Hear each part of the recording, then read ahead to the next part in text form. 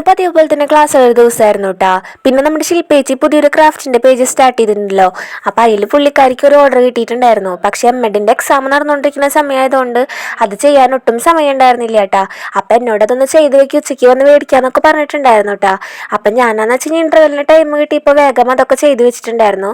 ചേച്ചിയാന്ന് വെച്ച് കഴിഞ്ഞാൽ അത് മേടിക്കാൻ വേണ്ടി വന്നപ്പോൾ എന്നോട് ചോദിച്ച ആളുടെ കൂടെ വരുന്നുണ്ടോന്ന് കേട്ടപ്പോൾ അത് ഞാൻ ബാഗ് എടുത്ത ആളുടെ കൂടെ ഓടിയിട്ടാ. ഫുഡൊന്നും കഴിച്ചിട്ടുണ്ടായിരുന്നില്ല.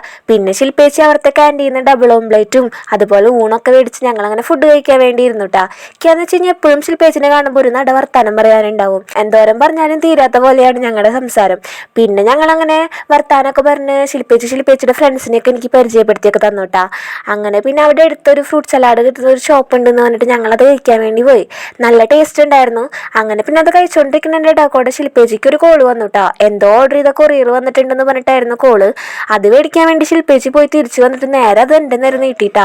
ഞാനൊട്ടും പ്രതീക്ഷിച്ചിട്ടുണ്ടായിരുന്നില്ല ആ ഓർഡർ ചെയ്ത സാധനം എനിക്കുള്ളതായിരിക്കുന്നു. അതിലൊരു സാരി ആയിരുന്നു കേട്ടാ. നല്ല കല്യാണത്തിനൊക്കെ കൊടുക്കണ പോലത്തെ നല്ല പട്ട് സാരി ആയിരുന്നു.